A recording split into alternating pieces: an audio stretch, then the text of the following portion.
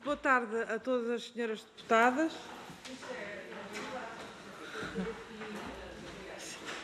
Muito boa tarde ao senhor Dr. António Paulo Santos. Eu sei.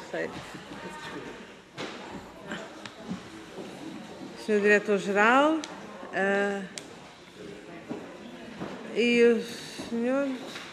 Mas falta alguém.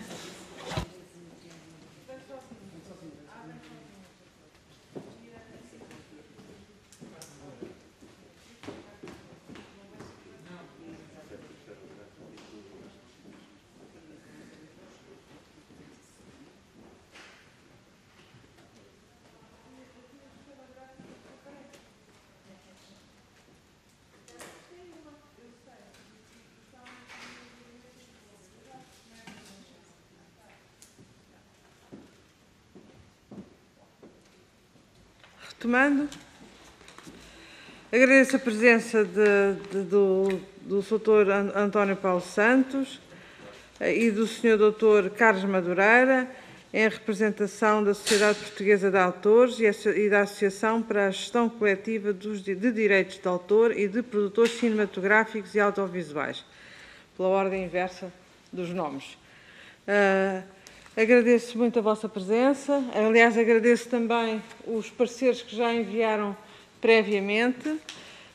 E vamos ter aqui uma audição em que as senhoras deputadas aqui presentes, e os senhores, agora já os senhores deputados aqui presentes, colocarão questões sobre aspectos do parecer e, eventualmente, sobre qualquer outro aspecto que possa ocorrer. Vamos ter aqui uma grelha, que é uma grelha que nós concebemos especialmente para estas audições, em que são 5 minutos de intervenção inicial. Se for mais um bocadinho também não vem daí mal ao mundo. E depois temos 2 rondas. Enfim, em princípio temos uma ronda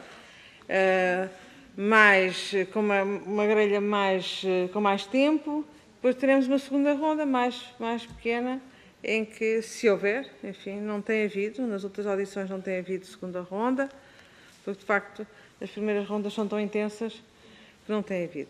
Portanto, de imediato passo a palavra, pode ser ao Dr. Carlos Madureira, faz favor. Posso tirar a máscara, Sr. Presidente? Pode, quem estiver a falar pode tirar a máscara e o cronómetro está ali em cima, se quiserem orientar. Obrigado. Antes de mais, muito boa tarde, Sr. Presidente, e também senhoras e senhores deputados. Queria começar por, naturalmente, em representação da Sociedade Portuguesa de Autores, agradecer o convite que nos foi dirigido, quer para apresentarmos os nossos comentários a esta proposta de lei que visa a transposição da diretiva, bem como para estarmos aqui presentes nesta audição. Eu queria começar por dizer também que, tal como consta do documento que nós enviámos, esta proposta de lei, digamos, não tem uma aplicação direta em relação aos autores. A sua aplicação e digamos, o âmbito da sua aplicação é efetivamente, ou refletir-se-á efetivamente de uma forma indireta em relação aos autores, razão pela qual digamos, os contributos que nós fizemos não foram extensos e a minha intervenção não será também extensa. Creio que o meu colega Paulo Santos terá mais elementos para falar do que eu, por razões evidentes. Ainda assim, eu gostava, ou a Sociedade Portuguesa de Autores gostava de manifestar efetivamente a sua satisfação, digamos assim, pela proposta de lei. Parece-nos uma proposta de lei que visa e que acautela, de facto, a evolução do mercado audiovisual e da forma como as obras audiovisuais são hoje disponibilizadas e acedidas, ficam acessíveis e acedidas pelo público em geral. Enfim, existem aqui ou ficam aqui propostas um conjunto de regras e de mecanismos que efetivamente acautelam de uma forma mais efetiva as diversas entidades e os diversos operadores nesta área das obras audiovisuais. E eu ainda assim gostava de, muito sucintamente, realçar aqui 2 ou 3 aspectos que nos parecem interessantes. Desde logo, os mecanismos de autorregulação e correlação para efeitos de proteção de menores, que resulta de uma forma muito evidente desta proposta de lei. Parece-me efetivamente importante os mecanismos que estão previstos, ou pelo menos as iniciativas que estão previstas, os incentivos que estão previstos para esse objetivo. Parece-me também que existe aqui uma preocupação evidente de digamos, um maior respeito por um equilíbrio e uma justiça e uma equidade entre todos os players nesta atividade, efetivamente, quer chamando para um conjunto de questões do ponto de vista de financiamento, mas também do ponto de vista da própria numa percentagem das obras europeias, como eu dizia há pouco, dos vários players que atuam no mercado, quer para as televisões, operadores de televisão, quer para os operadores de obras audiovisuais a pedido, quer mesmo para as plataformas de partilha de conteúdos. Realçar também da parte da Sociedade Portuguesa de Autores que nos parece importante esta previsão que já existia para os operadores, não quantificada, mas para os operadores de televisão e que agora é também extensiva para os serviços audiovisuais a pedido, de assegurar uma cota mínima de 30% das obras europeias nos seus catálogos, parece-nos importante, e de lhes assegurar também uma posição dominante. Parece-nos não só essa medida importante, como também que o cálculo dessa percentagem seja feita nos termos que está previsto no artigo 45, de acordo com as orientações da Comissão Europeia, de forma a harmonizar a aplicação deste critério. Por fim, também parece-nos importante que o alargamento de um conjunto de medidas, não só para os operadores, digamos, que atuam em território português, mas também para outros que estejam sob jurisdição de território de outros Estados-membros, mas que atuem principalmente, ou atuem para o território português, para efeitos designadamente de apoio de apoio e de incentivo à produção e promoção de obras audiovisuais. Parece-nos de facto que este alargamento é importante e saudamos essa alteração, essa proposta de alteração. E, portanto, parece-nos que falando globalmente, como eu disse no início, os autores serão efetivamente implicados e afetados indiretamente, porque, obviamente, quanto maior for o incremento destas e mais efetivo for o incremento destas medidas, mais ganharão, obviamente, os autores e, em concreto, os autores portugueses, mas parece-nos que, efetivamente, esta proposta é uma proposta equilibrada e concordamos, em geral, com os termos que estão propostos nessa mesma proposta. Muito obrigado. Muito obrigada, Sr. Dr. Carlos Madureira. Passo então agora a palavra. Faz favor. Mas é? Muito bem, mas aí também o microfone também se ouve muito bem. Muito bem, mas não, o Sr. Doutor é tão alto. Não se importa? Faz favor. Bom, portanto, Sr. Doutor António Paulo Santos, boa tarde, por favor. Boa tarde, Sr. Presidente, boa tarde, Srs. Deputados. Agradecer também, de uma forma muito rápida, porque o tempo também urge. Nós enviámos contributos até bastante robustos relativamente à transposição desta diretiva, que, aliás, do modo geral, a GEDIP, enquanto entidade que representa os produtores audiovisuais, do modo geral, está de acordo, mas achamos fundamentalmente, e começando então já entrando naquilo que me proponho aqui dizer, esta diretiva e a transposição desta diretiva pode ser uma grande oportunidade que nós venhamos a ter para a criação de uma verdadeira indústria audiovisual.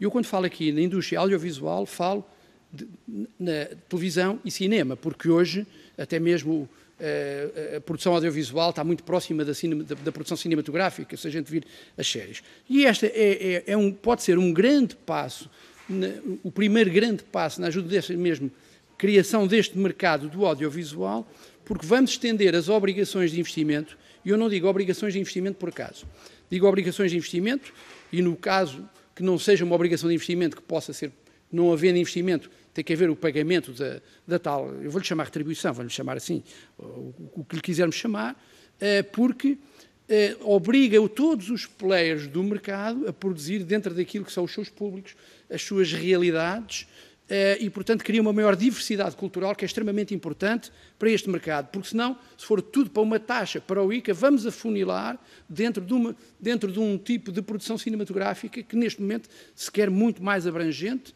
relativamente àquilo que são os contribuintes ou os novos contribuintes para esta área. As obrigações de investimento para entidades, canais de OTTs que existem, são disponibilizados pelas operadoras de cabo, os próprios VODs. Portanto, estas entidades, e temos que ter atenção aqui, surge logo, há de início um problema, que é a questão da aplicabilidade da lei nacional no território nacional. Se a empresa não tem sede em Portugal, ou se não tem instalações em Portugal, temos aqui um problema da aplicação da lei, que pode-nos trazer até ser iníquo e não ser aplicável. Bom, se traz obrigações para os operadores com sede em Portugal e não traz para aqueles que concorrem diretamente no nosso mercado e que estão sediados noutro território, então se calhar temos uma medida de efeito equivalente e uma violação do Tratado de Roma, ao contrário, isto é, os locais têm uma obrigação acrescida face aos exteriores, portanto têm uma vantagem concorrencial. Temos que ter atenção a estes pormenores, são pormenores fundamentais naquilo que vai ser a aplicabilidade ou não aplicabilidade desta transposição, desta diretiva, ou daquilo que vem a ser o decreto. E, portanto, se conseguirmos aplicar, e uma forma de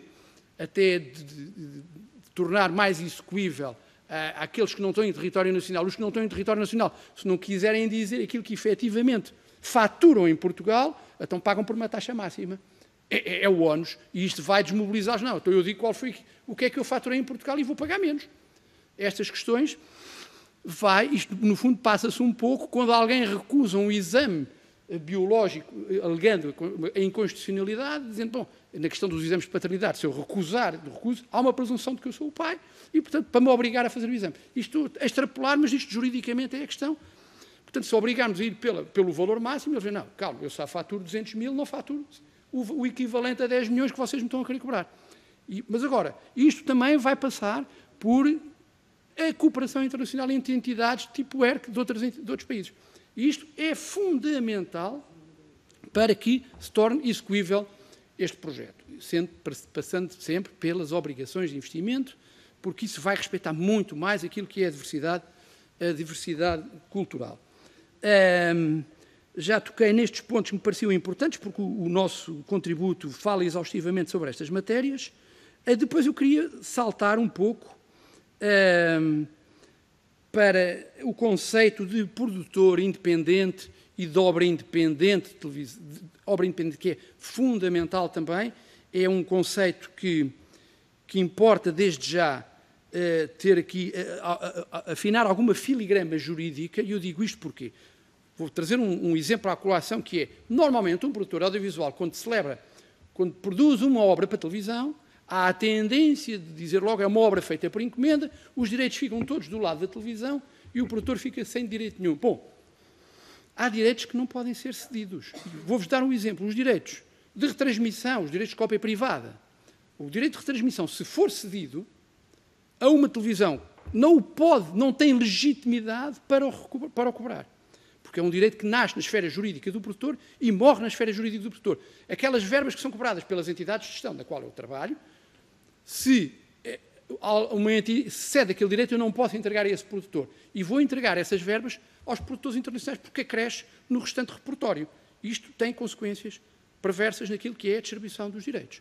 Portanto, se devíamos mexer no conceito de produtor de independente ao nível de só há, efetivamente, todas as entidades para cumprir as suas obrigações de investimento em obra independente têm que deixar na esfera o produtor, para além da autonomia técnica, porque isto dizer que é uma obra de encomenda, se eu encomendo uma obra a alguém, eu digo, olha, eu quero que me faças assim, os critérios técnicos são estes, o guião é este, isto é encomenda.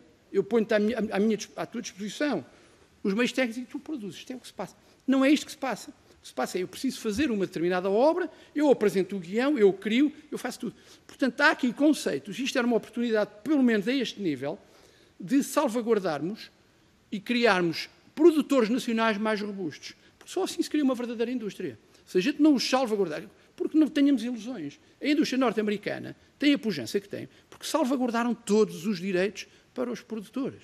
E, portanto, eu não estou a fazer uma apologia do sistema anglo-saxónico. O que eu estou a dizer é que é importante que os direitos que são... Já ultrapassou o seu tempo. Já, eu vou terminar. Mas estou a gostar muito de ouvir, faz favor. Eu vou mesmo terminar e peço desculpa porque isto são... o que é realmente extremamente importante é que os direitos que não são os direitos de comunicação pública, esse não é um direito de gestão coletiva, os direitos de gestão coletiva obrigatório não são inalienáveis. E, portanto, os contratos e um produtor independente deve salvaguardar e devia estar plasmado na própria lei esta questão, de modo a que definitivamente se resolvia, e também devemos apostar, obviamente, nas obrigações de investimento, os 30%, mas maioritariamente em obras produzidas originariamente em língua portuguesa, porque é fundamental preservar a língua portuguesa e criarmos também criar este mercado. Sr. Presidente, peço desculpa pelo atraso, muito obrigado. Muito obrigada, senhores doutores. Vamos iniciar a primeira ronda. Passo a palavra à senhora deputada Rosário Gamboa, do Grupo Parlamentar do Partido Socialista. Por favor, senhora deputada.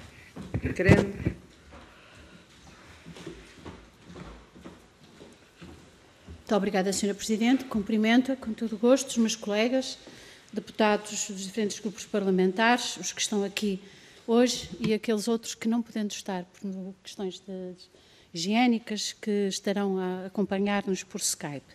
Também queria cumprimentar o Dr. Carlos Madureira, da SPA, e o Dr. António Paulo Santos, da GEDIP. Como o Dr. Carlos Madureira logo evidenciou, a Sociedade Portuguesa de Autores, digamos que diretamente, numa abordagem direta, teria muito pouco a acrescentar ou a dizer especificamente sobre o teor desta transposição desta diretiva. Uma vez que não há aqui uma incidência direta sobre os autores, mas há de facto uma incidência indireta, não é? Aliás, também a referiu. Porque há sempre uma implicação indireta e esta implicação indireta eu ia tentar-se, com todas as reservas, mas pedindo-vos autorização, colocar um conjunto de questões gerais às duas entidades, depois deixando no tempo que tem de resposta ao vosso livre-arbítrio o entender de responder a uma ou a outra, ainda que algumas questões específicas estejam sido mais levantadas, como já aqui foi referido por o GEDIP. Entendo logo como leitmotiv que as duas associações, evidentemente, que estão preocupadas não só com os autores, com os direitos dos autores, e com um aspecto crucial desta diretiva, a capacidade de revitalizar alguma indústria a nível nacional, promovendo quer os criadores, quer os operadores nacionais que trabalham quer na indústria cinematográfica, quer na indústria ligada à produção audiovisual. E, de facto, os senhores reconhecem, e eu gostava de salientar isso, que consideram que há um contributo muito importante, um passo definitivo, importante até por acompanhamento da evolução do mercado, até das alterações tecnológicas, da grande migração para a net e de tudo o que aí começa a acontecer e que é preciso acompanhar e também regular, não é? E que é um dos centros da vossa preocupação. E saúdam os senhores, e eu também julgo que vale a pena sempre evidenciá-lo, e esta é uma das últimas audições que estamos a fazer às entidades, mas convém até por um ponto da situação chamar a atenção para isto, que vocês salientam bastante a importância das obrigações de investimento, quer as obrigações financeiras, porque elas estão em correlação, através não só aos operadores nacionais, mas àqueles operadores internacionais de outro Estado-membro que visem o mercado nacional, não é? Assim como também chamam a atenção, e bem, para a importância de haver uma visão regulamentar e de cooperação entre estes diferentes Estados, no sentido que existam mecanismos funcionais que permitam verificar a efetivação destas obrigações. Isto é, verificar mesmo se estas obrigações, qual é o montante e como é que elas vão ser cumpridas. Por último, também uma das questões que depois daqui a bocadinho iremos referir é exatamente a questão das obras europeias, de produção independente e das obras também no que diz respeito às obras portuguesas. Vocês chamam logo a atenção, como o Sr. Doutor acabou há bocadinho de referir, para um aspecto bastante positivo, que é na transposição do artigo 13º da diretiva, que é a questão do alargar também aos fornecedores de serviços de comunicação a pedido a cota dos 30% das obras europeias nos seus catálogos. Depois fazem algumas sugestões, e era sobre isto que eu gostava de, provavelmente, ser mais operativo, podermos falar aqui na nossa arguição. Uma das questões que falam, que seria a ultrapassagem de uma quota de 10% para 25%, no que diz respeito à produção independente europeia, e depois fazem a mesma coisa no que dizia respeito às obras de produção independente em língua original portuguesa, que seria interessante aumentá-la e que mais até referem que a própria diretiva o consente. Isto foi foi a interpretação portuguesa, aquilo que se expôs na PPL, mas não irá contra a PPL. Ora, eu sobre isto gostava de deixar aqui 2 ou 3 interrogações. A primeira é que muitas entidades que aqui estiveram falaram de uma progressividade no aumento desta taxa, até para não destabilizar muito o mercado. Outras entidades acharam que seria muito limitador e castrador para o investimento a ultrapassagem deste limiar dos 10%, porque poderia inibir o próprio investimento. E há outra questão que os senhores não referem, mas que eu gostava de ouvir sobre isso. É qual o peso das atividades de promoção nas obrigações de investimento? O que é que consideram sobre isso? Porque acho que é um ponto quente e é um ponto importante que devia ser aqui repetido e analisado. Depois, outra das questões que os senhores falam é a propósito desta regulação. O GEDIP propõe aquilo que o Sr. Doutor acabou de falar há pouco, a implementação de um método de presunção. Não é?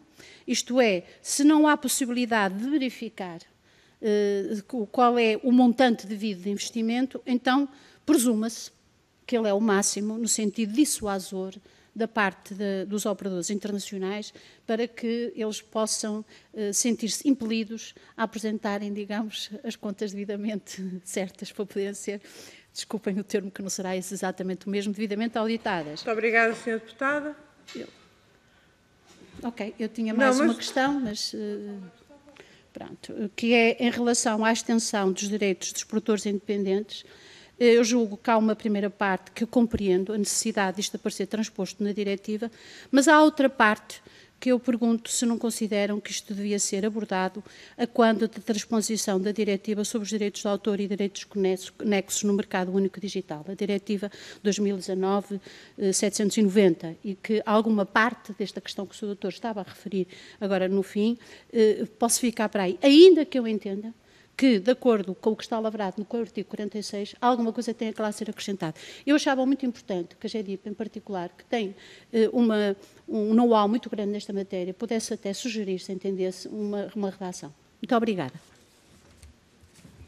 Muito obrigada, Sra. Deputada. Passo agora a palavra às duas associações, às duas entidades. Não sei qual dos senhores deseja iniciar. Faça o favor, Sr. Doutor. Há pouco começou... Muito bem, agora sim, vou ficar sentado. A primeira apresentação, assim, um aspecto mais coloquial. Bem, em primeiro lugar, muito obrigado pelas questões que foram extremamente colocadas pela Sra. Deputada Carla Gamboa, do Partido Socialista, que foram extremamente pertinentes e, acima de tudo, congratulo-me imenso porque o nosso documento e levantar-se aqui algumas questões ao nosso documento muito interessantes. Bom, a questão dos 10% e 25%, da questão da progressividade do aumento da taxa. É evidente que o aumento da taxa, ou o aumento de obrigações de investimento, em alguns setores específicos, e vou tocar mesmo num ponto fundamental, no VOD, no Video On Demand, o vídeo a pedido, se calhar é difícil encontrar 30% de oferta de obras audiovisuais europeias. Daí, nestes casos em concretos e específicos, deverá ser pensada uma norma transitória que ajude a percorrer este caminho até se atingir o objetivo que será o objetivo dos 30% de obras e, fundamentalmente, apontar muito para aquilo que são as obras de produção nacional produzidas em língua portuguesa porque a diretiva também não me parece que levante nenhuma questão relativamente a esta matéria. É uma forma de nós preservarmos a nossa cultura e a nossa indústria do audiovisual, fazê-la crescer. Portanto, a progressividade, em alguns casos em concreto, penso que deverá ser tida em conta, porque pode levar a situações inexequíveis, isto é, não há produto suficiente para oferecer, e não havendo produto suficiente para oferecer, vai obrigar a diminuir a oferta de outro produto para se manter a cota dos 30%. E isto é extremamente importante, é um facto.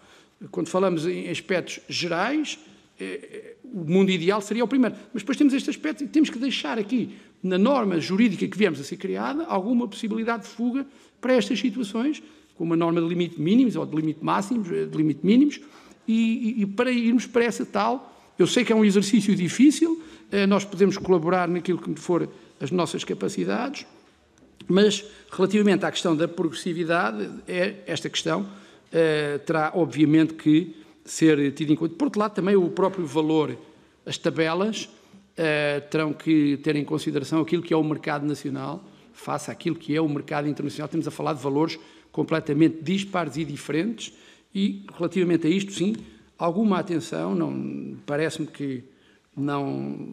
importante ter em consideração este tipo de argumento, até porque qualquer norma jurídica não pode pôr em causa o normal funcionamento dos mercados. E se ela vier a pôr em causa o normal funcionamento dos mercados, está a ter efeitos perversos. Temos que construir, na nossa opinião, aquilo que é um sistema que permita que chegamos ao nosso objetivo, mas se for necessário alguma progressividade, alguma ponderação, terá que ser para evitar que ela venha a ter efeitos negativos face àquilo que nós queremos, todos queremos, que é, no fundo, a criação de uma verdadeira indústria audiovisual e multidisciplinar e de proteção da língua portuguesa também. Bom, segunda questão, eu não sei se, passando à segunda questão, o peso das obrigações de investimento, no fundo, já também referi. O método da presunção. O método da presunção, quando nós propomos a questão da presunção, é evidente que há uma regra geral na vida que é quem quer pagar ou não quer, ou quer pagar o mais tarde possível ou quer pagar o mínimo possível. Isto é a regra da vida, não vale a pena estarmos... ou quer pagar o mínimo possível ou quer pagar o mais tarde possível. E mais, se uma entidade não está sediada no território nacional, vai sempre... Bom, vocês não têm como aplicar a vossa lei na minha empresa, na minha entidade. Portanto, temos que criar um mecanismo que seja efetivamente execuível e que jogue com a questão da presunção. Se não colabora, se não diz que tem uma faturação de X, aplica-se a presunção pelo máximo. Isto é um efeito dissuasor e vai obrigar as entidades a colaborar. Este é o objetivo e foi por isto que propusemos também este passo que acho que é extremamente importante. Não sei se... Falta a última. Execução dos direitos dos produtores independentes. Os direitos dos produtores independentes... Os de autor, portanto... Ok, não, eu vou ter a questão é claro que a GEDIP está na disposição de enviar um documento que preveja exatamente estas situações.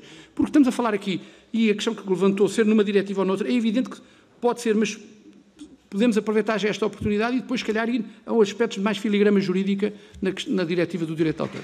Penso que ter respondido, não sei. Muito obrigado, Sr. Doutor. Sr. Doutor Carlos Madureira, quer usar a palavra? Muito obrigado também, antes de mais, agradecer as questões. Eu focar-me até, enfim, depois do meu colega Paulo Santos ter respondido aqui a cada uma das questões, eu focar-me aqui em duas questões que me parecem importantes. A questão da progressividade que aqui foi referido. Concordo também com aquilo que o meu colega Paulo Santos disse. Parece-me também, eu acho que o ideal seria, obviamente, aplicar-se desde já portanto, os 30%, mas efetivamente temos aqui podemos ter esta dificuldade da oferta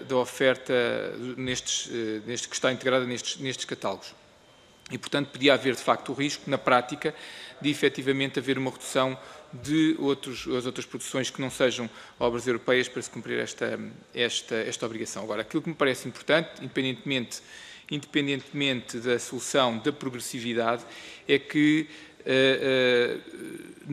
se criem condições, do ponto de vista jurídico e depois da aplicação prática desta norma, que, digamos, reduzam com o decorrer do tempo esse mesmo risco.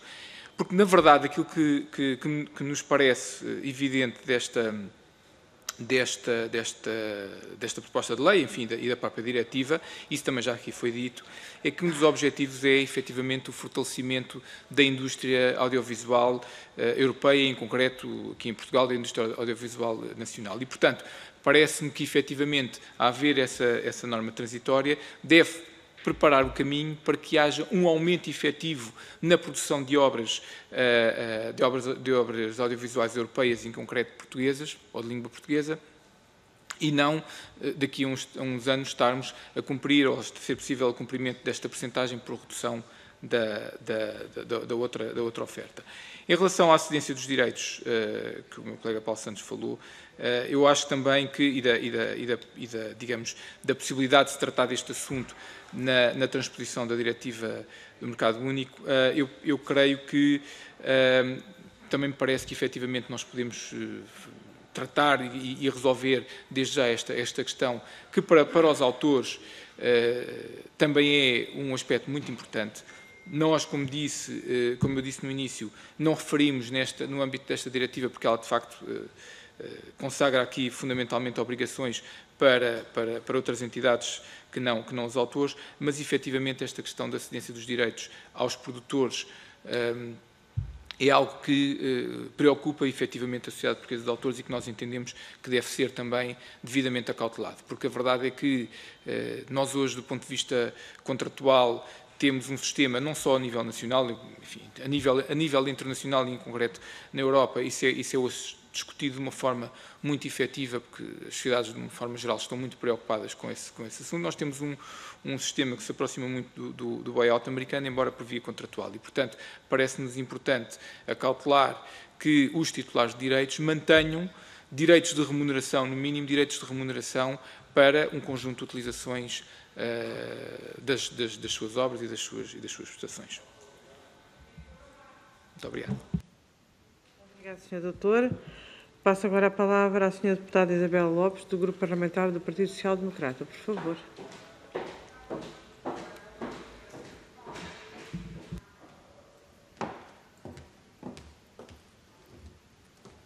Já está ligado. Sra. Presidente, cumprimento também o Dr. Carlos Madureira, do SPA, cumprimento também o Dr. Paulo Santos, do GEDIP, e cumprimento também todos os deputados e deputadas aqui presentes.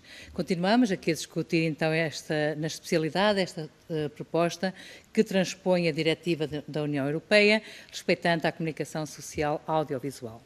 O Grupo Parlamentar do PSD quer, em primeiro lugar, agradecer os vossos pareceres por escrito, agradecer também a vossa presença e os contributos dados hoje aqui nesta audição que vieram enriquecer ainda mais este amplo debate nestas 2 semanas que estamos em audições.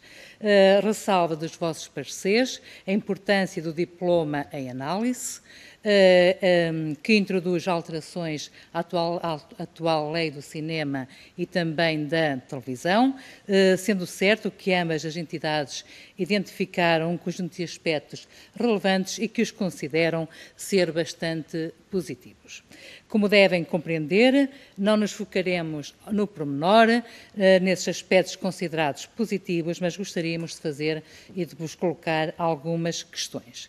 Começando pelo SPA, designadamente o que diz respeito ao financiamento do setor audiovisual, um aspecto muito importante para o desenvolvimento da produção, promoção e exibição das obras nacionais e europeias em língua portuguesa. Isto reflete, sem dúvida, um aspecto muito importante, quer para o país em geral, quer para a área cultural em particular. Nesse sentido, perguntamos à SPA, sendo esta uma oportunidade única de financiamento, as políticas públicas de apoio ao cinema e ao audiovisual, se, porventura, os mecanismos de captação de recursos para este fim são os necessários e os desejáveis. Sobre algumas questões fundamentais para as quais a GEDIP chama a atenção, e algumas delas já foram aqui abordadas e referidas, gostaríamos também de fazer referência aos seguintes aspectos. o alargamento das obrigações de contribuição financeira de investimento em produção independente aos fornecedores de serviços de comunicação social estabelecidos noutros Estados-membros que visam o mercado nacional e nele captam receitas, medidas consideradas justas e adequadas.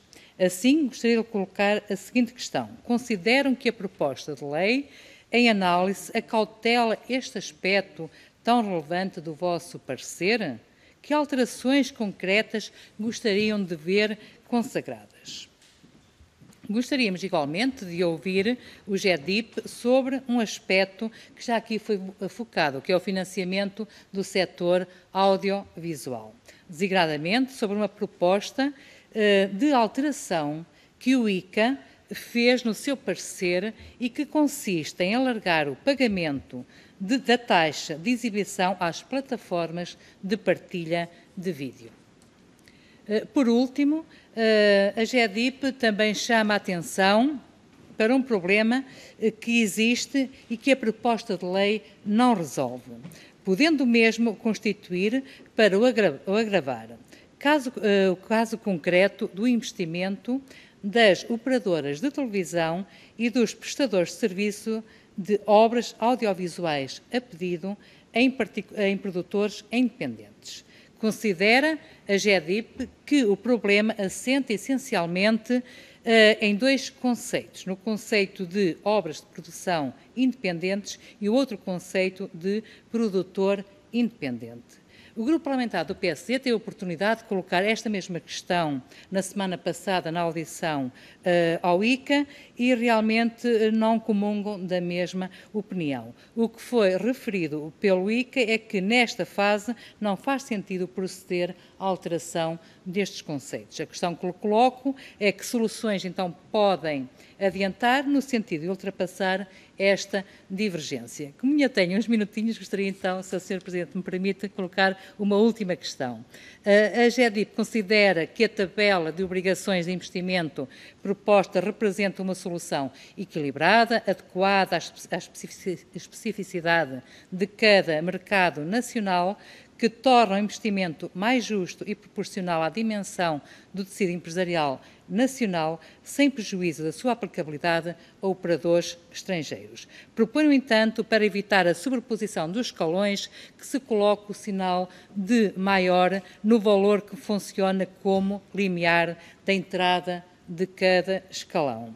E ainda, relativamente a esta mesma tabela, a GEDIP faz mais uma advertência, que tem a ver com o facto de poder ser o operador a optar pela forma como irá calcular o valor da sua própria obrigação de investimento, o que certamente não será o mais desejável, porque, neste caso, previsivelmente optará pelo resultado que gera menor obrigação.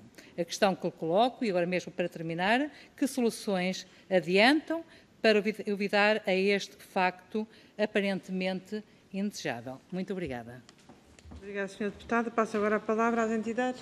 Quer começar agora desta vez? Faz favor, Sr. Doutor.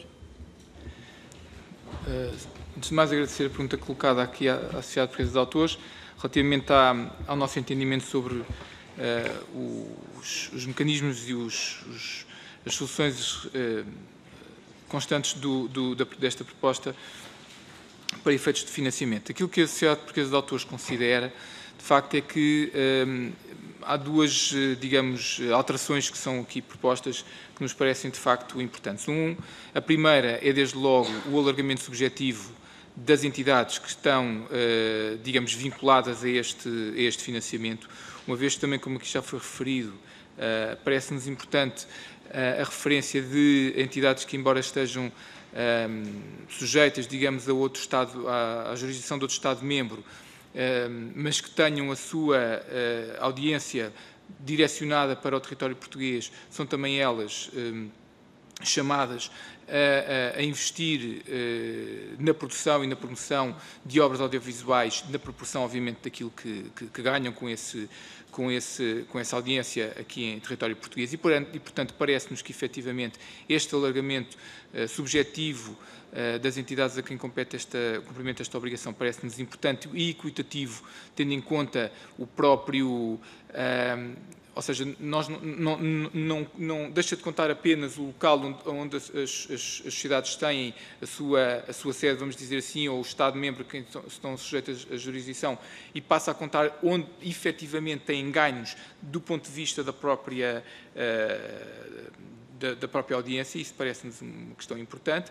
E a outra questão que nos parece também importante tem a ver com a tabela anexa para efeitos de financiamento. Parece-nos também, aliás, também como foi referido, uma tabela mais justa, mais equitativa, mais equilibrada, porque tem em conta não só o tipo de serviço, mas também o escalão de proveitos. E, portanto, as entidades, os montantes que as entidades terão que investir ou que despender no investimento para a produção de obras audiovisuais vai depender, isso parece-nos adequado e justo, vai depender não só do tipo de serviço que prestam, mas também dos proveitos que têm de acordo com a sua atividade. Obrigado, Sr. Doutor. Passo agora a palavra ao Sr. Doutor Paulo Santos. Muito obrigado. Eu não sei se consegui tomar nota das questões todas, mas vou fazer um esforço. Também apelar à minha memória, que às vezes falha, mas não sei se é o primo alemão que já me anda aqui a chatear, senão. Bom, relativamente à questão das obras nacionais de língua portuguesa, portanto, a questão do alargamento da produção independente aos Estados. A questão fundamental aqui é se os operadores nacionais estão obrigados, e as televisões já estão há bastante tempo, os operadores nacionais estão obrigados a ter um determinado nível, uma cota de produção em língua portuguesa ou independente e independente. Os outros operadores que estão no mercado estão a concorrer, pensemos num canal, eu vou dizer um nome, talvez não seja correto dizer o nome de um canal qualquer que passe num canal cabo, que oferece filmes só de uma multinacional, de uma major norte-americana, por exemplo, vende publicidade. Ora, a televisão portuguesa vende publicidade. As televisões, as free TVs, vendem publicidade, mas 4% dessa publicidade vai para o ICA. Essas outras televisões não estão a pagar. Portanto, tem uma vantagem concorrencial. E se tem uma vantagem concorrencial neste particular, esses canais, os canais de cabo, por exemplo, têm essa vantagem concorrencial, porque é menos um custo, também ao nível daquilo que é as obrigações de investimento em produção em língua portuguesa ou em produção europeia, também continuam a ter essa mesma vantagem. Daí que o alargamento é extremamente importante numa questão de equilíbrio e de princípio de tratamento igualitário, que, aliás, o Tratado de Roma é um dos primados do Tratado de Roma. Ora, se eu, produtor e entidade nacional, tenho obrigações superiores àquele que vem de fora e não tem cá uma sede, eu não tenho capacidade concorrencial em termos de preço para concorrer com ele. Isto é perverso. E isto é o objetivo. Portanto, eu penso ter respondido aqui, daí que o alargamento deverá ser feito, mas deverá ser feito, obviamente, com um grande exercício jurídico e também de uma grande compreensão do próprio funcionamento dos mercados.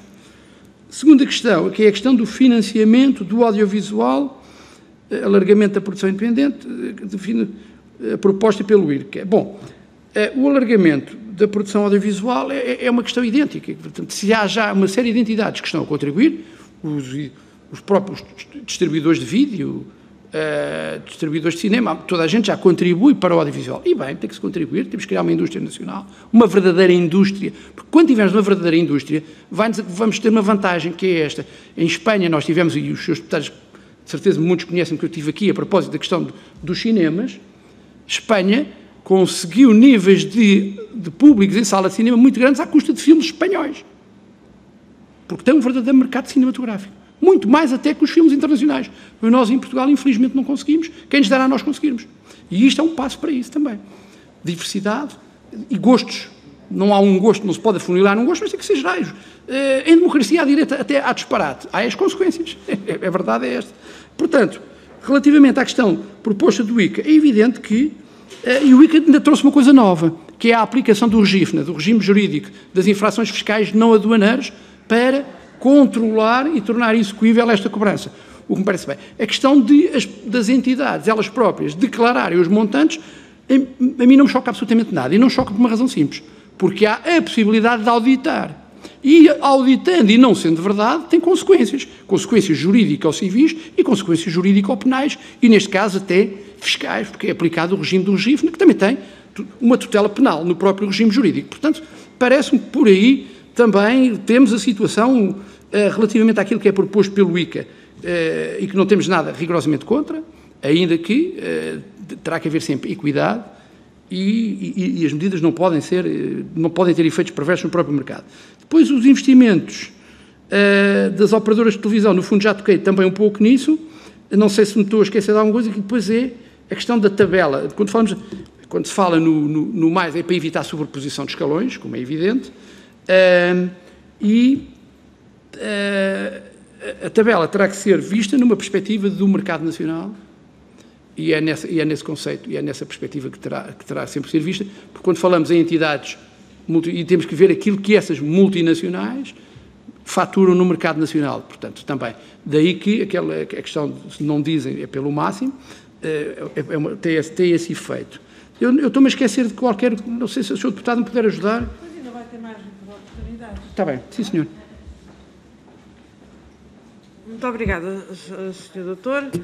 Vai agora usar da palavra a Sra. Deputada Beatriz Gomes Dias, do Grupo Parlamentar do Bloco de Esquerda. Tem a palavra. 5 minutos, Sra. Deputada.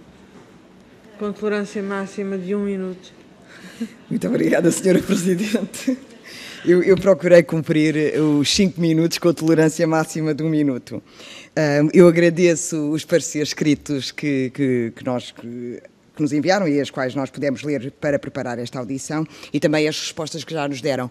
E eu tenho aqui uma dúvida que resulta em parte do que foram os argumentos apresentados nas vossas intervenções e também dos argumentos que têm sido apresentados nas outras audições que nós temos feito, que tem a ver com a diversificação das fontes de receita do ICA, ou seja, e também a relação com com a obrigatoriedade de investimentos.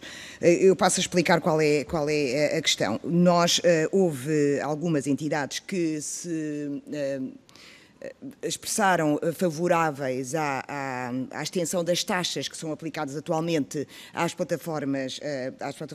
operadoras por cabo e que essas operadoras por cabo contribuem com 2 euros anuais por subscritor e ainda estão obrigadas a investir em produções próprias, portanto também têm obrigações de investimento. Contudo, essa extensão, esta taxa deveria ser estendida, na opinião de algumas organizações, devia ser estendida às plataformas como a Netflix, a HBO e a Amazon, portanto estas novas plataformas. E principalmente a opinião da GDIP, eu depreendi que considera que o investimento, as obrigações de investimento são a estratégia ou o instrumento mais robusto para poder criar uma verdadeira indústria para o apoio à produção cinematográfica e audiovisual, contribuindo para a criação do mercado português mais alargado, que depois poderia originar uma indústria de televisão, se eu entendi bem. Portanto, esta perspectiva, penso eu, não contradia, ou seja, não entra em contradição, ou não é contrária à possibilidade de se aplicar taxas para poder aumentar as receitas que irão ser usadas pelo ICA. E também, na sua intervenção, disse que o investimento, agora não consigo encontrar aqui, mas que isto permitiria diversificar o tipo de obras produzidas, que o investimento no ICA ou as taxas que serão diretamente usadas para financiar o ICA, que depois irá apoiar a produção cinematográfica, poderia afunilar o tipo de produção cinematográfica que é feita. Portanto, eu também gostava que nos dissesse quais é que são os argumentos que apresenta para apoiar essa sua opinião, a opinião que manifestou. Outro aspecto também que tem a ver com com o facto destas obrigações de investimento efetivamente garantirem a instalação da capacidade de produção em Portugal. Portanto, como é que podemos evitar que se estabeleçam parcerias ou que se adjudique um serviço a uma empresa portuguesa e que assim se considere que está garantida essa produção, ou seja, essa parceria. Ou seja, o que eu quero perguntar é o seguinte: como é que nós garantimos que não é comprar, ou seja, não se contrata um serviço a uma empresa portuguesa e assim se consegue justificar que se está a cumprir as obrigações de investimento? Portanto, essa era a pergunta. Estava aqui a complicar bastante e não fazia muito sentido. Por outro lado, nós temos exemplos de indústrias cinematográficas bastante robustas, como a indústria francesa, a indústria alemã, que têm também taxas, aplicam taxas para fatura, no caso do Instituto de Cinema Alemão, para receitas acima de 20 milhões, pagam uma taxa de 2,5%. E as plataformas com volumes abaixo de 500 mil estão isentas. O caso francês também aplica taxas à plataforma como a Netflix, taxas de 5,15%, e estas receitas são usadas para financiar o Centre Nacional du Cinéma, que é equivalente, que é o instituto que financia as produções cinematográficas em Paris. Ou seja, nós temos modelos noutros países em que têm esta combinação de obrigações de financiamento e taxas, e têm indústrias cinematográficas diversificadas, com público, e também como é que nós podemos pensar num modelo que poderá ser semelhante em Portugal.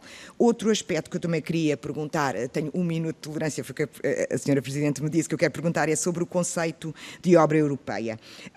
Também aqui algumas instituições que nós ouvimos disseram-nos que o conceito de obra europeia, como está definido no projeto de lei, é adequado e que não deve ser subdividido, mas, por outro lado, realçaram a relevância de apoiar produção cinematográfica em língua portuguesa. Ou seja, como aqui, se nós devemos densificar aqui o conceito de obra europeia, se, na vossa opinião, o conceito como está apresentado já está o suficiente para poder garantir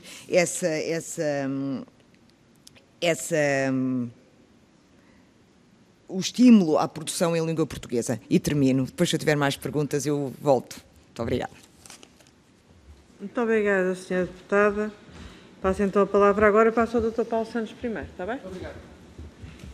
Muito obrigado pelas questões, Sra. Deputada. Portanto, vamos então aqui à questão que tem a ver com a diversificação das fontes de receita do ICA. Eu defendo claramente que terá que haver fontes de receita para o ICA e terá que haver investimento, obrigações de investimento, porque é isso que traz a diversidade. É isso que traz a produção de obras para os diversos públicos que existem.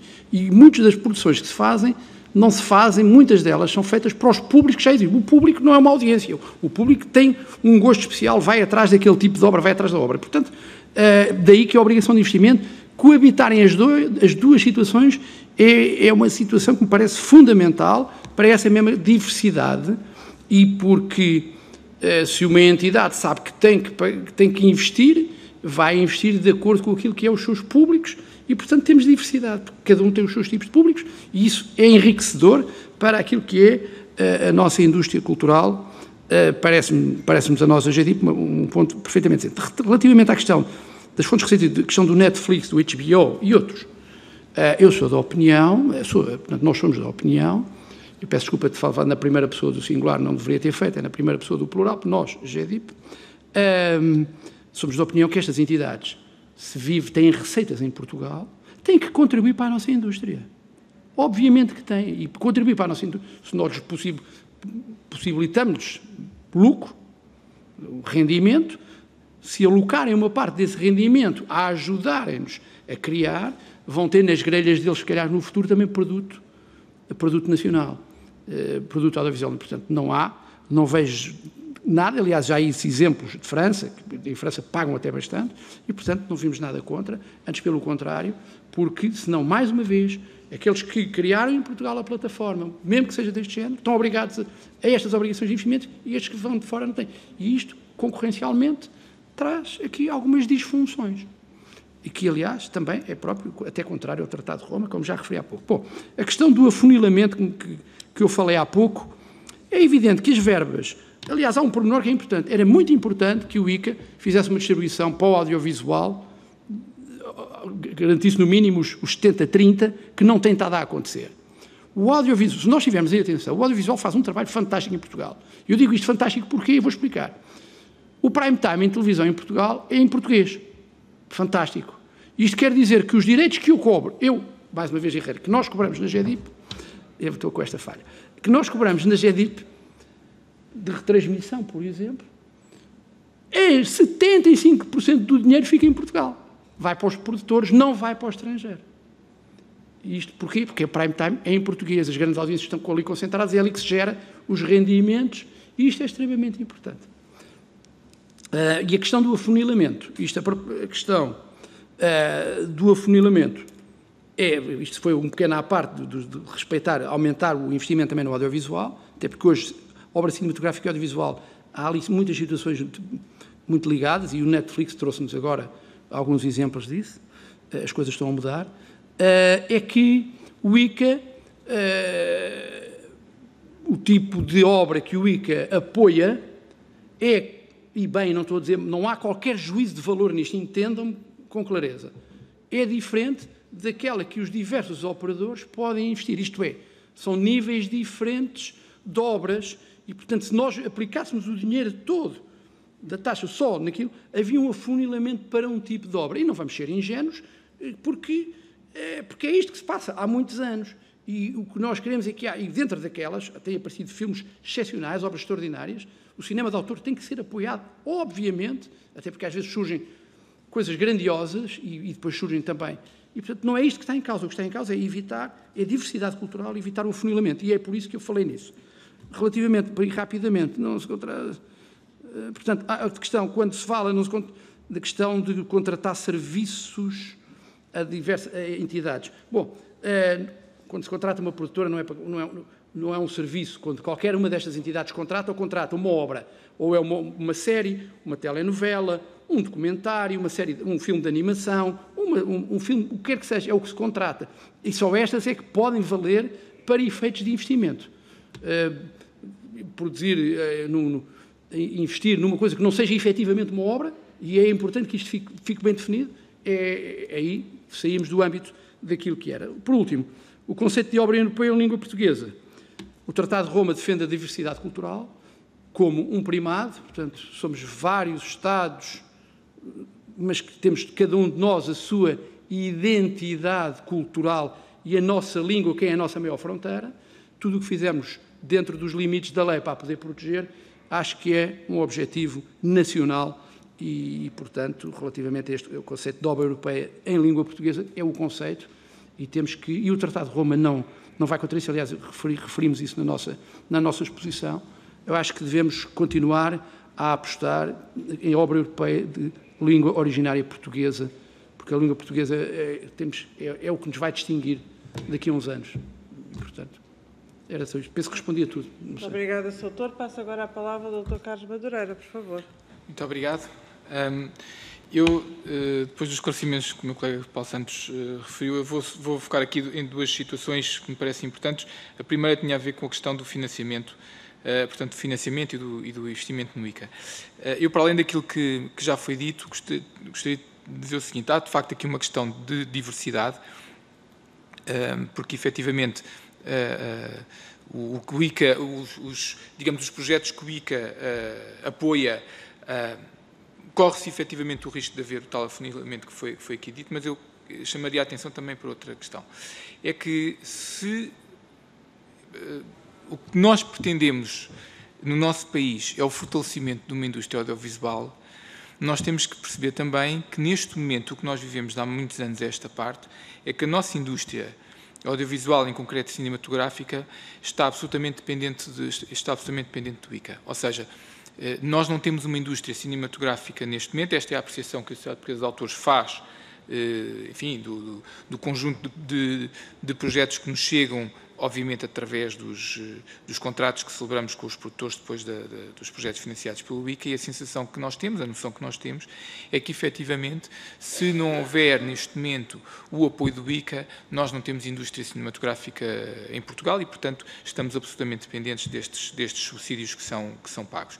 Obviamente, como também já foi referido, isso parece-nos que deve continuar a haver, mas, a par disso, devemos fortalecer efetivamente a nossa indústria audiovisual, a nossa indústria cinematográfica e, portanto, parece-nos que estes dois tipos de financiamento fazem todo o sentido. Do ponto de vista do conceito de obra europeia, enfim, o conceito de obra europeia, a própria diretiva o diz e a própria proposta de lei que estamos a analisar também o diz, o conceito de obra europeia está relativamente consolidado e, portanto, eu não creio que, até de acordo com o princípio da harmonização dos princípios jurídicos, que fosse benéfico ao mexer-se neste conceito. Agora, efetivamente, poder-se-á não só trabalhar do ponto de vista do nome, mas também da aplicação prática no conceito de obra europeia de língua portuguesa, também como foi referido, e, portanto, isso parece-me bem.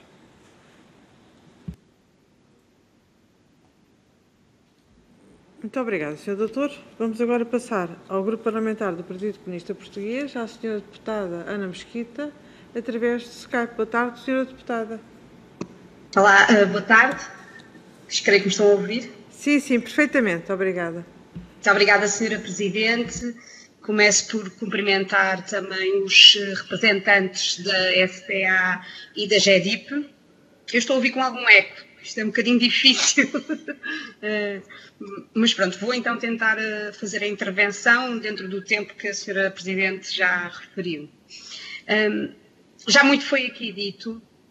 E, portanto, as dúvidas que nós temos, fundamentalmente, já foram sendo, de algum modo, respondidas, e eu ia solicitar algumas questões adicionais. Por um lado, se calhar começar por uma questão que vem já desta última intervenção e que tem a ver com a questão dos tais 70-30 que foram agora aqui referenciados em relação às percentagens. Do que me recordo, na audição dos produtores de cinema independentes e de outras entidades na área do cinema, foi levantada a questão de se dever fazer um estudo antes de, mesmo até de se avançar, seja gradualmente, seja de que forma for, para a definição destas percentagens desta forma, a necessidade de se dever fazer um estudo para avaliar até que ponto esta mesma divisão ainda faz ou não faz sentido desta forma, tendo em conta a dinâmica da realidade, que já não é exatamente igual ao momento em que a lei que a previa inicialmente entrou em vigor. E, portanto, eu gostava de saber e de perceber se, por parte, nomeadamente da GEDIP, que foi quem que se pronunciou nesta altura sobre esta questão mais em concreto, se efetivamente seria útil haver esse estudo para se aferir da adequação neste momento destas percentagens que se encontram em vigor, ou se simplesmente consideram que não, que já há condições para se avançar para a implementação da medida. Depois, de facto, manifestar a preocupação do grupo parlamentar do PCP em relação à percentagem, aos tais 30% das obras europeias, e aquilo que foi a posição das operadoras, nomeadamente por via da Apritel, que defendiam que, bom, deve haver uma percentagem de 30% de obras europeias, mas que não haja cá subcategorias nem outras divisões, sejam a especificar que as obras são de língua portuguesa ou que não são, porque se as operadoras fossem, de certa maneira, obrigadas a cumprir estes limites e os canais, que depois iria existir um empobrecimento de catálogo, porque o que iria acontecer, para não se fazer face ao aumento de custos que tal aposta iria obrigar, era, portanto, haver repetição de programação, empobrecendo-se o catálogo de exibição. E nós gostaríamos de perceber, por parte da SPA e da GEDIP, como como é que avaliam esta posição que foi tomada por parte das operadoras, se concordam com ela ou se de facto acompanham de certa maneira aquilo que é a reflexão do PCP, que o que nos parece é que, pelo contrário, havia aqui condições de podermos contribuir para um dinamismo maior da produção em português e que isso seria benéfico para o desenvolvimento do nosso país em termos culturais e artísticos, permitindo que exista aqui um incentivo muito claro à produção de obras no nosso país e valorizando a língua portuguesa. Depois, uma outra matéria que nós gostaríamos de questionar tem a ver com a situação das taxas e das obrigações de investimento. Porquê?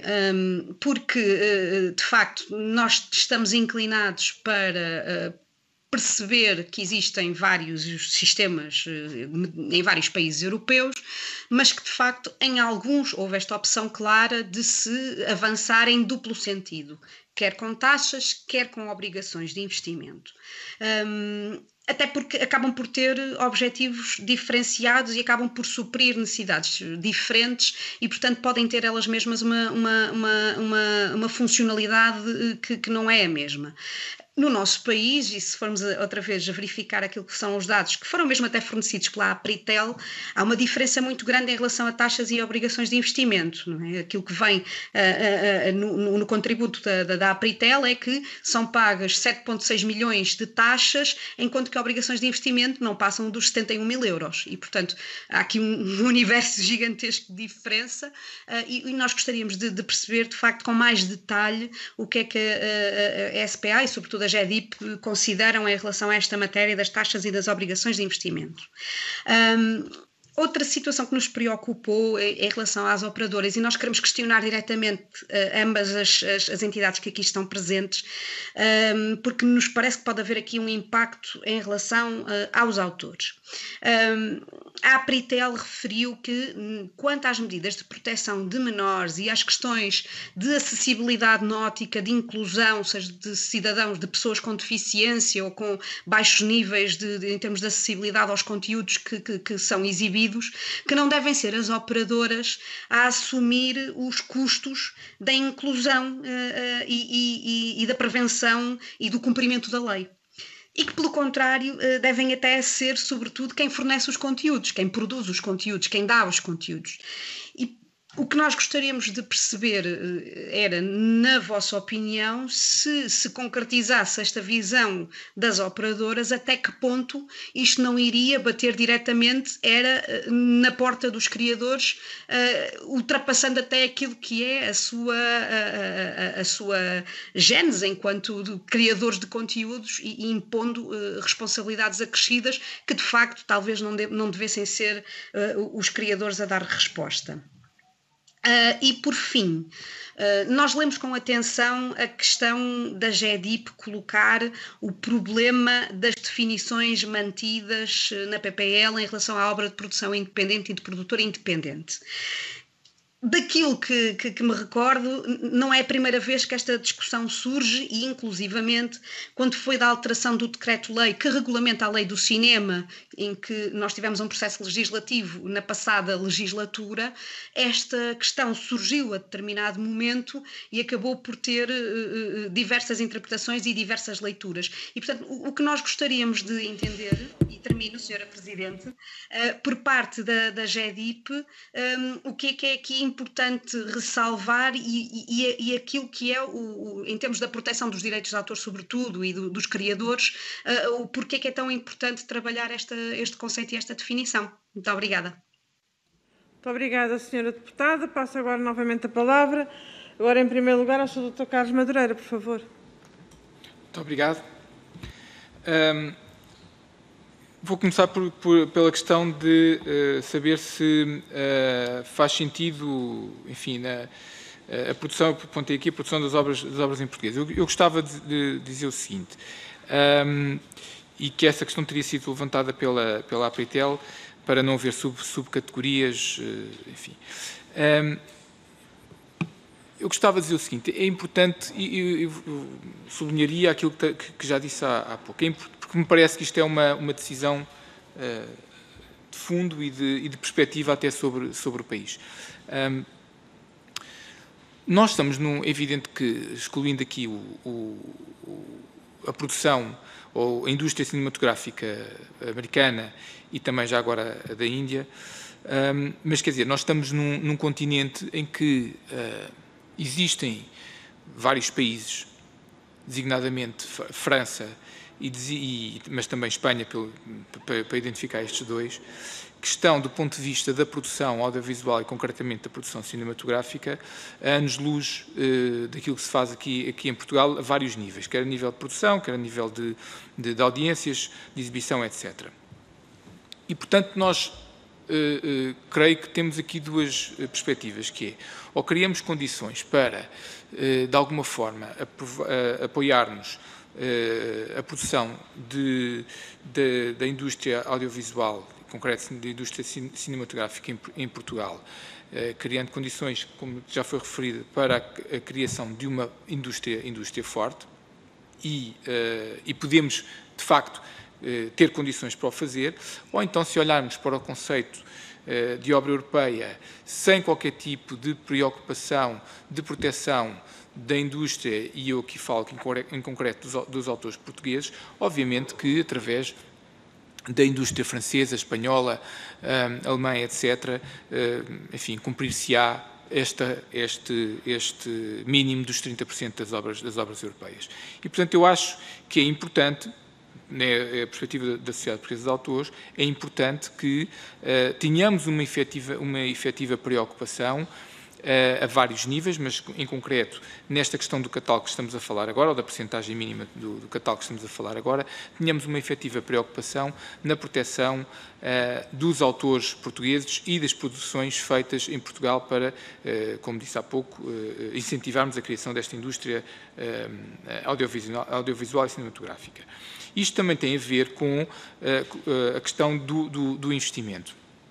Foram aqui apresentados valores, eu confesso que eu não tenho os dados que aqui foram referidos e, portanto, eu relativamente a esta diferença de valores não me irei pronunciar. A única coisa que eu direi, reforçando também aquilo que já foi dito, é que efetivamente parece-me que nós estamos aqui perante dois tipos de financiamento diferentes que se destinam necessariamente a objetivos e a produções, eu diria mesmo, diferentes. E, reforçando também aquilo que eu já disse, parece-me importante que haja um investimento para além daquilo que é feito neste momento pelo ICA, pelas razões que eu referi e que, reforço, tem a ver com a indústria cinematográfica em Portugal, que hoje é absolutamente dependente, em geral, digamos assim, dos financiamentos do ICA. Portanto, não havendo financiamentos do ICA, dificilmente, neste momento, haverá indústria em Portugal. E acho que era uma boa possibilidade, havendo outro nível de financiamento, ou outra forma de financiamento, outra via de financiamento, não só alargar a diversidade, como também foi referido, mas também potenciar essa mesma indústria. Em relação às responsabilidades dos menores, eu confesso que tenho dificuldade em perceber, digamos assim, como é que seriam os criadores a ter que suportar algum deste custo, só se fosse por via indireta, tendo em conta os valores que seriam negociados com os autores, com os criadores, para efeitos da criação de obras, designadamente obras que têm a ver com a criação audiovisual. De facto, os autores são contratados, digamos assim, são feitos contratos com os autores para, no caso das obras audiovisuais, para realizar, para escrever o guião e para serem utilizadas as músicas, uma vez que são estes os autores, são estas as categorias que são consideradas autores das obras audiovisuais. Portanto, creio que não faz sentido, aliás, nem é isso que resulta, não faz sentido serem os autores a suportar qualquer tipo de custo com estas proteções que nos parecem adequadas, conforme nós referimos, que nos parecem adequadas, proteções de menores, quer do ponto de vista da programação, quer do ponto de vista do conteúdo, quer também do ponto de vista do horário em que os conteúdos são transmitidos. Que era isto que eu gostava de dizer. Muito obrigado. Muito obrigada, Sr. Doutor. Passo agora a palavra ao Sr. Doutor Paulo Santos, por favor. Muito obrigado. Bom, em Relativamente à primeira questão que foi levantada pelo Sr. Deputado Mesquita, tem a ver com uma questão que foi até falada pela APIT, na questão dos 70-30. Bom, este mercado está desligado. Agora é que está ligado, peço desculpa. Portanto, a questão dos 70-30, quando os referi, é que nem sequer eram cumpridos, relativamente, durante bastante tempo não foram cumpridos a questão dos 30 para o audiovisual. Mas é evidente que estes mercados têm uma dinâmica muito própria e têm-se alterado pela própria natureza das novas plataformas de distribuição e da longa cauda que existe hoje na janela de exploração das obras, que se calhar, e estamos perfeitamente consonantes com a posição da APIT nesta matéria, a realização de um estudo para definir o tipo de percentagem, independentemente de que é aplicar aquilo que estava previsto, que era os 70-30, é algo que me parece importante, porque dá-nos uma visão atualista da situação e com uma visão atualista da verdadeira realidade factual, decidimos melhor. Qualquer entidade decide melhor e, portanto, o legislador terá uma capacidade muito melhor de ir ao encontro daquilo que é do destinatário da norma e, portanto, sempre favoráveis. Relativamente à questão dos 30% das obras europeias e falando da questão de qual foi a posição da APRITEL, eu também a conheço e compreendo-a até, porque há situações, nomeadamente no vídeo on demand, no VOD, no vídeo a pedido, em que os consumidores aderem fundamentalmente a um determinado tipo de produto e não aderem quer aos 30%. Isto é o mercado que faz, não... E, portanto, essa é a preocupação. Se os obrigamos a ter, efetivamente, 30%, vai ter um investimento em um determinado produto que não o vai rentabilizar, porque aquele produto paga um mínimo, funciona, é adquirido com um mínimo garantido e depois é numa política de share revenue, quer dizer, de acordo com as vendas, dividem metade, não sei, não conheço os valores, mas há uma divisão, há uma partilha de receita. Isto é que é importante perceber. E, portanto, se vão investir em determinado produto que não é depois visto, isto vai, obviamente, trazer-lhe um encargo, compreendo perfeitamente, e aqui é as dificuldades, a grande dificuldade que os seus deputados, que quem legisla tem, é efetivamente esta. Como é que se resolve, efetivamente, aqui uma situação desta natureza que tem que ser minimamente acautelada porque pode ter efeitos perversos. E os efeitos perversos são baixar o catálogo para conseguir que aquilo que se tem ter os 30%. E também não é bom. E, portanto, é um exercício difícil e que não tenho uma resposta. Se tivesse, é quase aquela resposta por $1 milhão, não tenho uma resposta. Agora, o que eu tenho a certeza é que são atendíveis estas preocupações, nomeadamente neste particular. Relativamente às taxas de investimento, às taxas e às obrigações de investimento, eu penso que eu vou dar um exemplo relativamente a entidades que são nossas associadas, em que podem pagar uma taxa ou investir aquele montante numa obrigação de investimento. Há uma entidade, e há muito cinema já que é produzido sem ir ao ICA. Do exemplo, o Diogo Morgado faz vários filmes por ano, sem dinheiro do ICA. Por exemplo, esta é uma entidade que é a nossa representada de filmes, que aparece o Fernando Rocha, de uma produtora que é a Lanterna de Pedra, não tem qualquer financiamento de ninguém, como muitos outros. E o que é que acontece? Aquela entidade estava obrigada a investir, eu vou dar um número hipotético, não é um número real, 50 mil euros ou 100 mil euros, tinha que pagar de taxa. E ele diz, não, então vou apostar num filme português, e é o que tem feito, e acaba por gastar 200 ou 300 mil, e injeta neste mercado 200 ou 300 mil. Se o Netflix tiver 5 milhões para gastar de taxa, se investir numa série portuguesa, como aconteceu em Espanha com a Casa de Papel e outras, se calhar criamos uma verdadeira indústria também. E, portanto, as duas têm que coabitar e dizer, eu não estou para me chatear, desculpem a expressão, não estou para me chatear a produzir o que quer que seja, eu pago o ICA.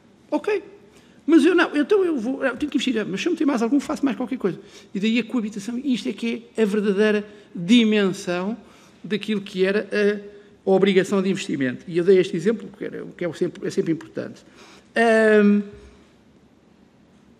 A questão da inclusão. É evidente que são temas, normalmente são temas extremamente importantes e, obviamente, que são indiscutíveis do ponto de vista daquilo que é a nossa obrigação social, aquilo que é a nossa função social.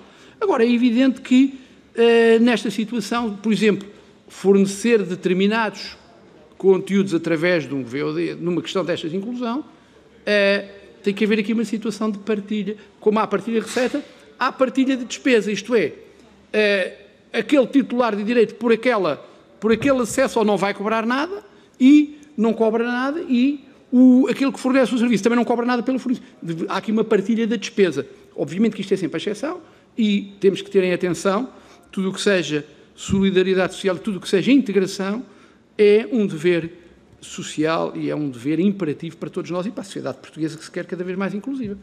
É só, acho que respondi a tudo. Muito obrigada, Sr. Doutor Paulo Santos. Chegamos ao fim da primeira ronda, não temos mais inscrições. Pergunto se também não tem inscrições para a segunda ronda. Pergunto se algum dos senhores deputados... Faz favor, Sr. Deputado. Aliás, pode ainda usar da palavra como se fosse a primeira ronda. Faz favor, faz favor. É a Sra. Deputada Ana Rita Bessa, do Grupo Parlamentar do CDS-PP. Muito obrigada, Sr. Presidente. É só para, enfim, agradecer a presença e lamentar a minha ausência, mas tive outros compromissos e estou a tentar chegar a todo o lado, portanto ainda consegui chegar aqui no final e não queria intervir porque tenho medo de me estar a repetir e, portanto, de ser ridícula, naquilo que vou dizer, para ser honesta, mas daquilo que ouvi fica com uma dúvida e se calhar aproveitava só um minutinho para fazer a pergunta. Na verdade, duas. A primeira tem que ver com os 30% da produção europeia que aqui foi falado. Se eu bem percebi, eu percebo muito bem aquilo que disse e percebo muito bem o ponto da Apritel. Também acho que o nosso exercício aqui vai ser muito difícil, porque é a história do ovo ou da galinha, não é? O que é que nós estimulamos primeiro, enfim. Mas, concretamente, é vosso entendimento que deve haver uma subcategorização dentro destes 30%, como, por exemplo, o ICA também defende, para garantir exatamente aquilo que dizia, que a cota não é totalmente absorvida por outros produtores com maior capacidade de origem europeia, mas não nacional? Primeira pergunta. Segunda pergunta. Um assunto que é recorrente aqui é o assunto do ponto positivo, que é passarem a ser abrangidos por esta diretiva e, portanto, pela PPL, operadores de serviço a pedido fora da jurisdição nacional. Isso é uma coisa boa, mas há sempre a dificuldade de perceber como é que eles vão ser, como é que vai ser enforceable, como é que vai ser aplicada esta lei, nesse âmbito. E a minha pergunta é esta: falam aqui de uma maior articulação com outras entidades reguladoras europeias. Pergunto-lhes se têm alguma sugestão, se vale a pena mexer nos poderes da ERC para este efeito ou se é simplesmente num quadro de boa colaboração com outros reguladores europeus. Obrigada. Obrigada, Sra. Deputada. Doutor, quer acrescentar alguma coisa? Relativamente à questão da cota europeia e das obras europeias em língua portuguesa, vou-lhe chamar assim, porque é por aí que nós apontamos, é evidente que corremos o risco de alguns produtores europeus. Agora mudou um bocadinho o paradigma, com a saída do Reino Unido da Europa, mudou, porque senão só tínhamos obras inglesas, porque tem muitas, em língua inglesa, vou-lhe chamar em língua inglesa. Mudou um pouco o paradigma. Contudo, eu acho que temos que encontrar mecanismos, e concordo com o ICA nesse particular, em que temos que apoiar a produção nacional se queremos criar uma indústria, e esta indústria pode se tornar exportadora. E, portanto, temos que encontrar aqui esses mecanismos, e nada me choca nisso, antes pelo contrário, quanto mais produção nacional, melhor, desde que respeitemos, obviamente, as regras do mercado único. Mas não, estou completamente de acordo, e a AGEDIP está completamente de acordo nesse particular. Relativamente aos poderes da ERC, eu não sei se conseguimos dar poderes transnacionais a uma entidade administrativa, por causa da aplicação da lei, do princípio da territorialidade da aplicação da lei. Ou poderá haver acordos, como existe, por exemplo, a nível da criminalidade, de vários tipos de criminalidade, acordos judiciários, e isso efetivamente existe, quer no combate à droga, quer na corrupção. Enfim, há acordos judiciários que até ultrapassam. O mandado europeu, o mandado de captura europeu, não passa pelas vias normais, é diretamente via policial e é executado. Portanto, ou há, efetivamente, mecanismos desta natureza que eu não sei se é execuível, porque não depende da vontade de um único Estado, de outros, mas há um mecanismo dissuasor que nós propusemos, que é a entidade que está obrigada a declarar aquilo que fatura em Portugal para efeitos de investimento, de obrigação de investimento ou de pagamento da taxa, Se não o declarar, paga pelo limite máximo. E isso é um efeito dissuasor. E temos que ter a capacidade de criar um mecanismo que, mesmo não tendo sede em Portugal, fechamos-lhe o sinal. Não está a cumprir, tem que haver uma sanção administrativa, independentemente da questão da aplicação do regífena. É a única maneira, porque eu peço desculpa deste tipo de linguagem, eu fui polícia também muitos anos. Isto tem um bocado aqui da minha formação de PJ. Mas é um pouco isto. Temos que encontrar mecanismos que, efetivamente, resolvam de uma forma eficiente, porque tem uma alternativa, ou paga ao máximo ou então declara. E, se conseguirmos encontrar mecanismos que permitam à ERC alguma competência transnacional, que eu tenho sinceras dúvidas, isso era excelente. É mais outra dificuldade que os deputados vão ter. Muito obrigado.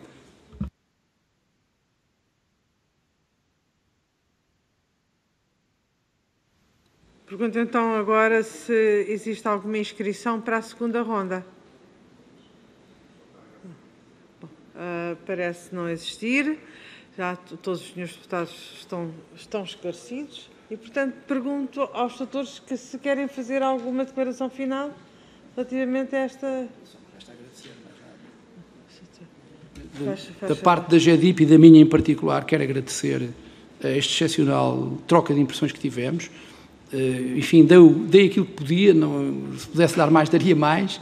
Os contributos não, e estamos sempre disponíveis para contribuir para que, neste particular, no que diga respeito ao audiovisual, queremos ser um fator de resolução do problema e de ajuda, e estamos disponíveis. E muito obrigado pelo Sr. Presidente, na qualidade de Presidente da Comissão, nos terem convidado para estar aqui. Muito obrigado a todos. Muito obrigado.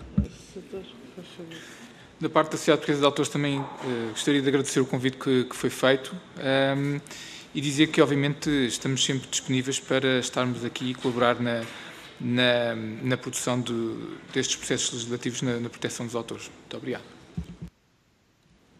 Em nome da Comissão, enfim, julgo interpretar o sentimento de todas as senhoras e os senhores deputados. Agradeço mais uma vez a vossa disponibilidade para participar, a vossa disponibilidade para acrescentar valor a este processo de transposição. Agradeço não só os pareceres que enviaram, como também a vossa participação, a vossa extremamente útil participação nesta audição e também a manifestação de disponibilidade para futuros esclarecimentos que possam ser necessários. De facto, nós vamos ter agora um processo, enfim, não tão longo como gostaríamos, mas não tão curto como inicialmente estava previsto, para concluir este processo e provavelmente nesse percurso sentiremos a necessidade de voltar a contactar e, por isso, agradeço. E dando por fim a esta audição. Agradeço às senhoras e os senhores deputados que se mantenham ainda mais um bocadinho, porque tenho uma outra questão a colocar-vos que já não tem a ver com esta audição. Muito obrigada.